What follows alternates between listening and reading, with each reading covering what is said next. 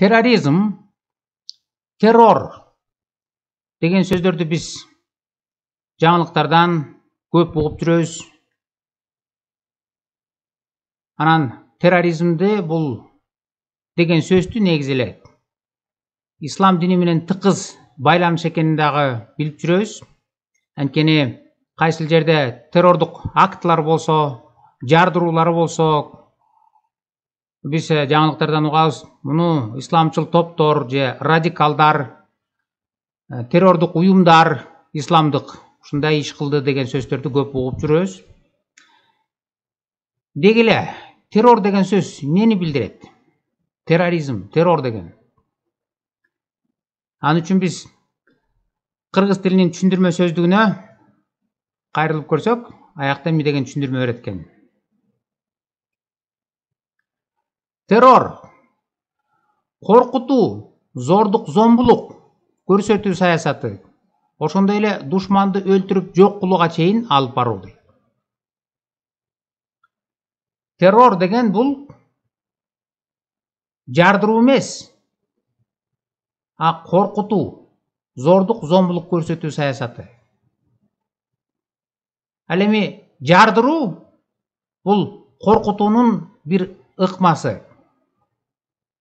Мисалы, террористтер бир талаптарын коет. Эгер бул биздин талаптарды аткарбачы болсоңор, анда силерди момундай кылып жардырабыз же баланча кишини өлтүрөбүз деген коркутуу ыкмасын террор дейт экен.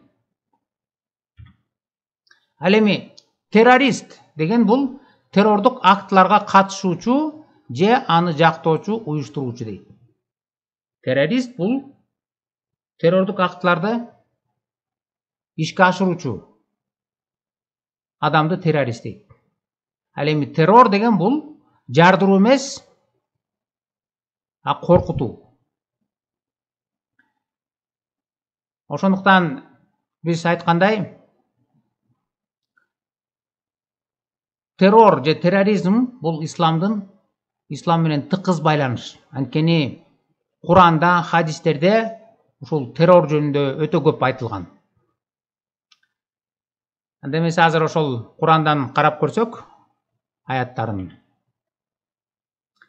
Аллах китеп ээлеринен жоого жардам бергендерди чептеринен чыгарды. Ошентип алардын жүрөктөрүнө коркунуч салды. Алардын бир бөлүгүн өлтүрүп, бир бөлүгүн туткунга алдыңар. 33-сүрө 26-аят. Бу жерде кара менен жазылганда ошентип алардын жүрөктөрүнө коркунуч салды дейт.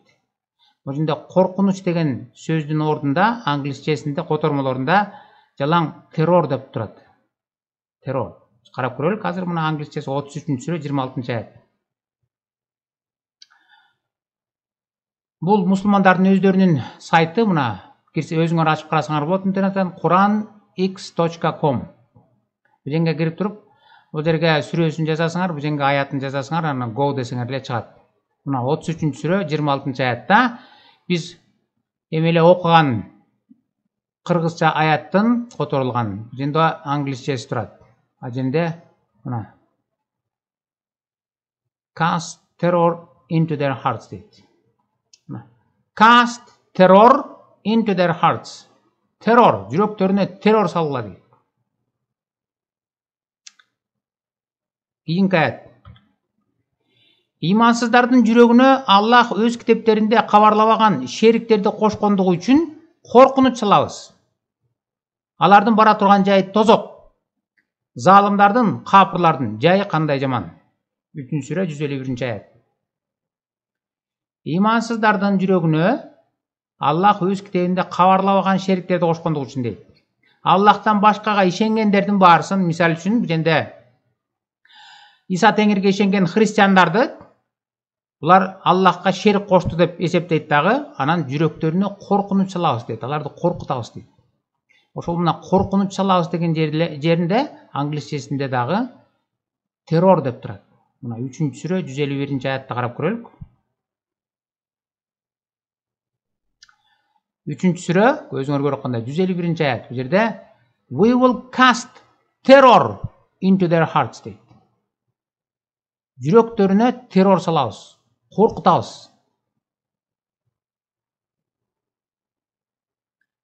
Андан кийинки аят. Качан сенин эген периштелерге акыйкатта мен силер мененмин, имандууларды бекемдегиле.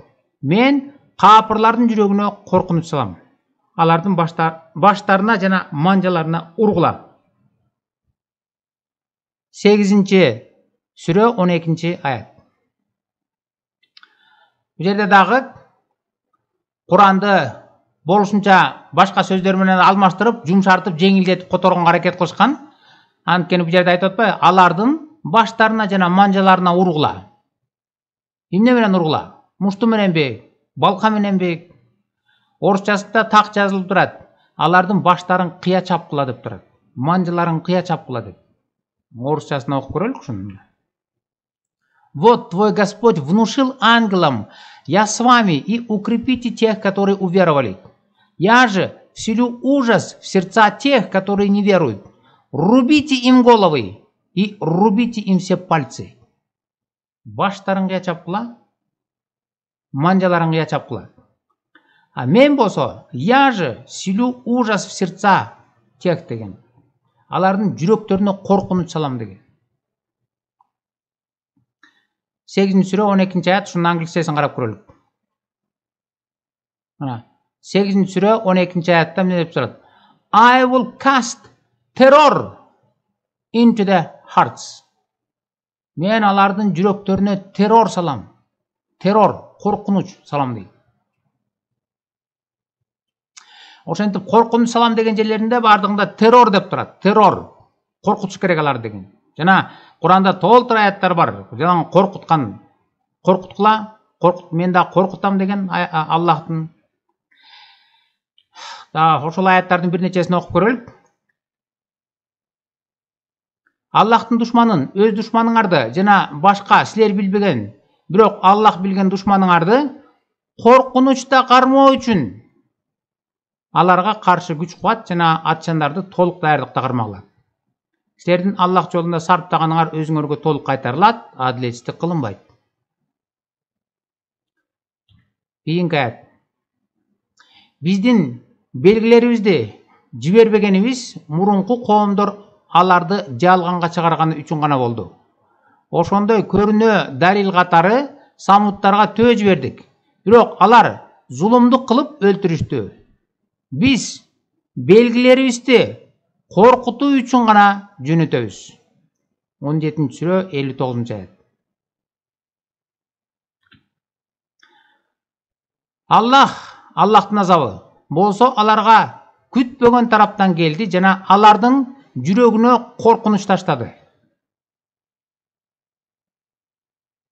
59-сүрө 2-аят. Кийинкиси. Алардын жүрөктөрүндө Аллахка караганда силерден коркуу көбүрөөк, анткени алар түшүнбөй турган коом.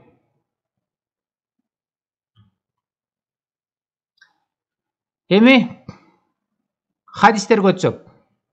Элмир Кулиевдин которгон Куранында, орусча которгон 124-хадис бар. Ошону окусаңар мындай деп турат.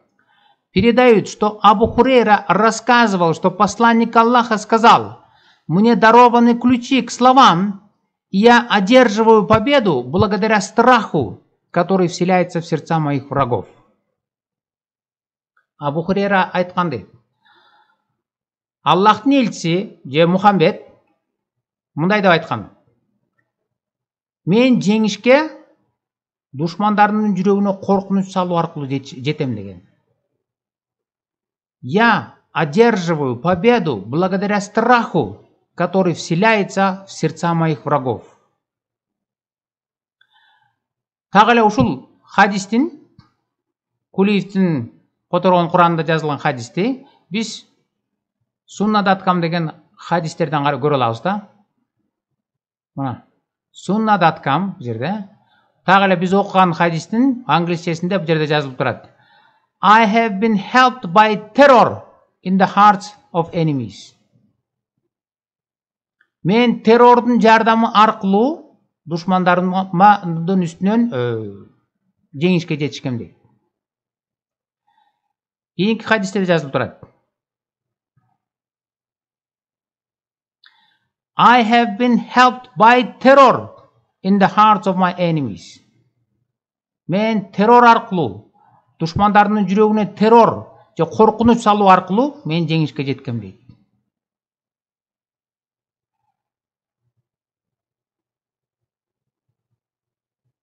Башкасын карап көрөлүк. Бул хадис экен, мына.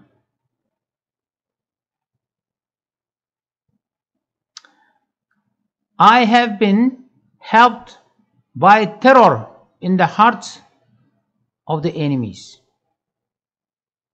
Мен террор аркылуу, менин душмандардын жүрөгүнө салган террор аркылуу мен жеңишке жетип келгем дейт.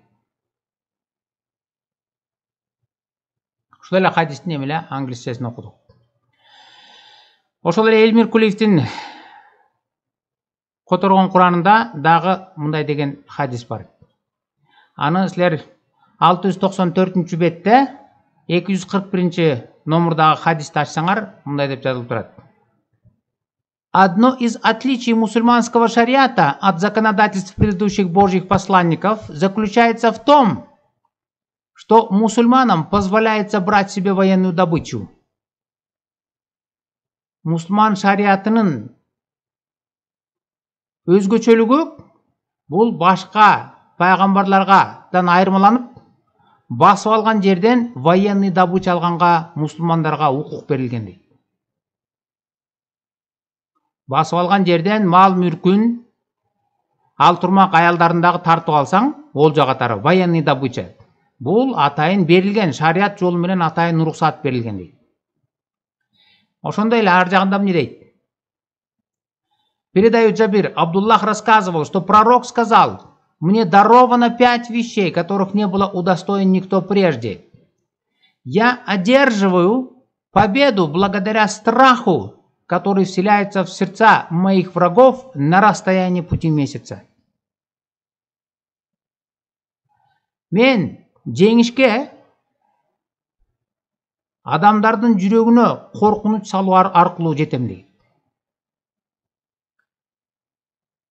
Bir ay жол жүрүп, анан жетчү аралыктагы адамдар Мухаммед жөнүндө угуп, жүрөктөрү түшүп, террорго батып, коркуп турушат.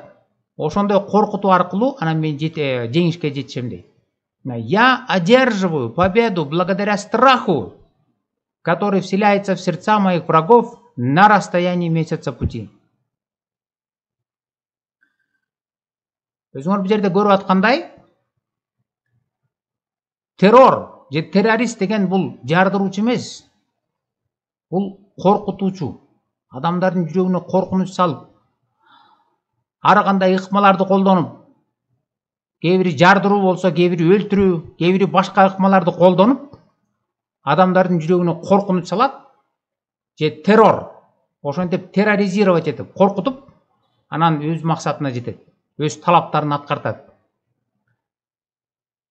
Бул хадистерге мусулмандардын өздөрүнүн булактарын алсак, караганда, эң эле биринчи террорист бул Мухаммед болгон.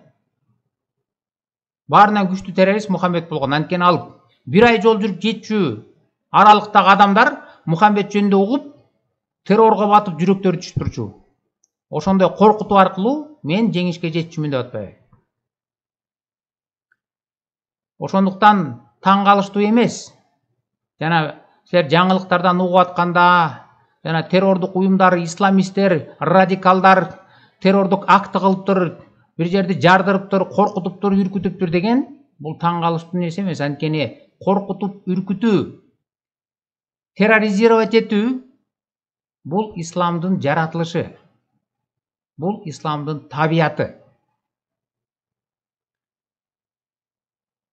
Жана ошондой коркутуп, үркүтүүлөр, терроризировать эткен ыкмалар биздин өлкөдө дагы орун алып атат. Алымдар аркылуу. Башкача формада, бирок мааниси бир эле: коркутуу, террор. Ал жөнүндө мен эмки видеодо айтып берейин. Биздин Кыргызстанда кандай терроризировать эткен ыкмаларды колдонуп аткандарын.